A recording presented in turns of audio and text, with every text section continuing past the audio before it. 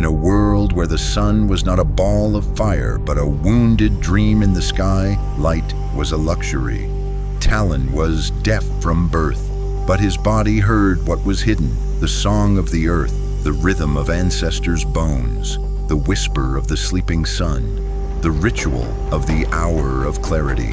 Strikes upon bones birthed waves of light, briefly rousing the sun. It was a fragile balance. But one day, Talon felt a new vibration. It came from the dark caves, the troglodytes, blind children of darkness. They did not kill people. They devoured the memory locked in bones, stealing the power of ancestors. Fortified by stolen bones, the troglodytes attacked. The balance was broken.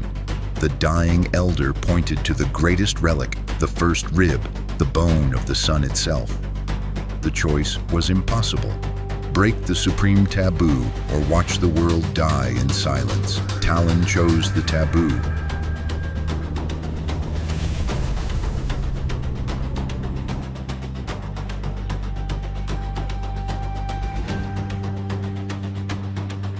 He was wrong. It was not a call. It was violence.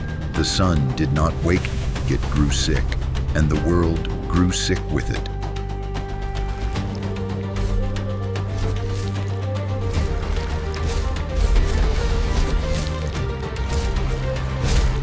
In the heart of chaos, Talon understood. He mustn't shout at the sun, but listen to its pain. He ceased to be a warrior. He became a tuning fork.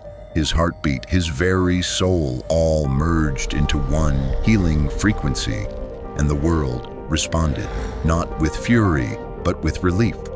The sun did not wake. Its sleep became peaceful, its light eternal and warm. The troglodytes, bathed in harmonious light, ceased to be a threat. They became part of the landscape, the first mountains that remember darkness but reach for the light. The price was his humanity. Talon's body became the eternal echo of the first sound, a living tuning fork of the new world. He did not become their king or hero. He became a wandering tuner. His duty was to find the world's dissonant notes and mend them with a touch. Centuries passed. They grew singing crystals, living organs that maintained the world's harmony. And Talon still walked the edges of the world. He had become part of its rhythm, a quiet hum in the heart of reality. He saved the world, not with strength, but by listening. In a world where gravity was a song, not a law, lived Daisy. Her home was not caves, but the bird cliffs. Her gift was to glide through the air, touching the ground only with a hint. Her companion was Puck, a being of mist and dreams. Together they danced in the skies, where islands floated and rivers forgot which way to flow. But one day the world breathed in. The star wind began to blow, a herald of the great tide. Puck, guided by an ancient call, surged into the current. Daisy called for him, but the wind was stronger. It carried Puck to the crystal ridge, the edge of the world, where time falls asleep in traps of its own making. Daisy saw him trapped. This is not death, she realized. It is time's slumber, and slumber can only be broken by a melody. But how to reach the sky's edge? Daisy looked around. The world was full of tools for those who knew how to listen. She reached out to the floating shards of rock. Her will became the glue, and gravity, the clay. Thus, the stairway to the sky was born. A fragile, glowing spiral of stone, hovering in the void. The first step was a step of faith. Then, a swift run upwards, where every stone sang beneath her feet. The path was barred by wandering spheres, bubbles of distorted reality where up and down lost all meaning. Daisy did not fight. She danced with them, using their pushes to soar higher and faster. She drifted into a school of sky jellies. silent guardians of the ether.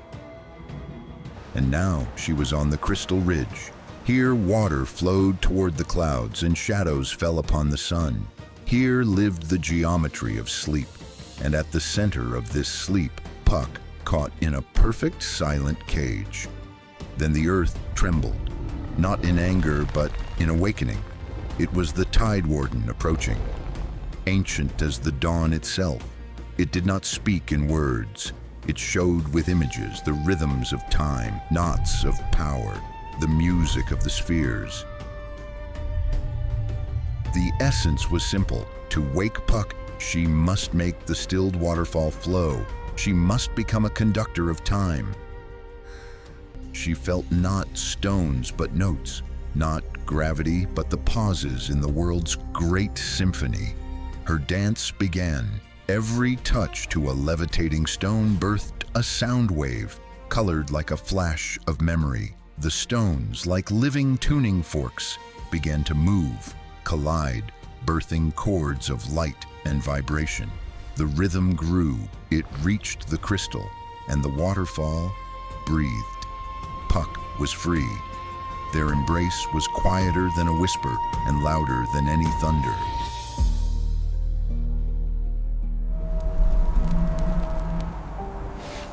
In a world frozen in a single truth, she was born with the gift of seeing 1,000 others. Her name was Elma. Her gaze was a prism, her heart a palette.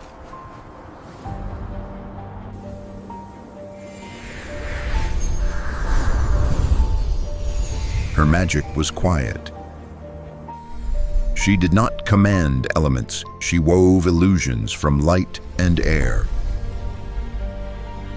But her people, the reality wardens, saw in her gift only a dangerous lie, a distortion of the world's sacred truth. Their leader, Granite, could erase her creations with a single gesture, returning the world to its proper state. And they decided to put an end to all distortions, forever, with the ritual of the Great Alignment. But Elma did not flee.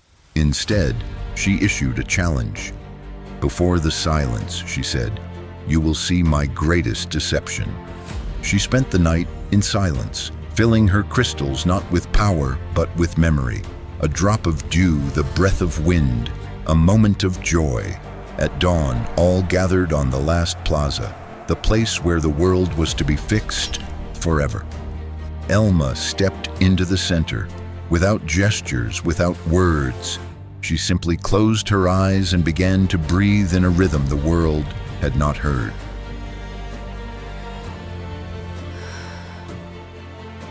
Threads of light streamed from her crystals. They wove in the air, creating a cocoon of unimaginable possibilities. The cocoon burst, but did not vanish.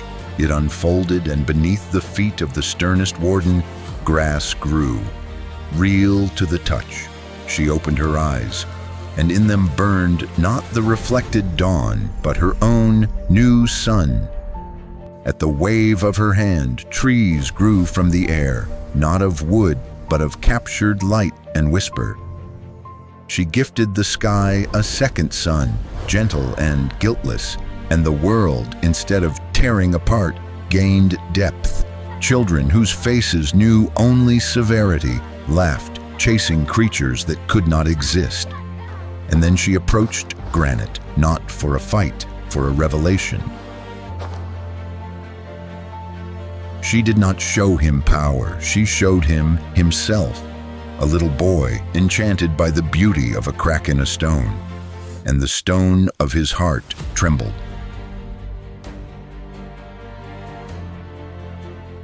The ritual hammer fell from his hand, not with a crash, but with a quiet thud that all heard. The illusion did not vanish, it became a bridge. Through it, the wardens for the first time touched not reality, but its possibility to be different. Elma's strength was spent, but her creation had done its work. It did not perish, it dissolved into the morning light, forever altering its hue. Granite approached, and offered her not a helping hand, but his own amulet, the heart of his former faith. She took it, and under her touch, the dead stone began to breathe. Quiet, permanent lights ignited within it, a memory of today's miracle. And so began an era where the greatest force was not an untouchable truth, but the beauty capable of transforming it.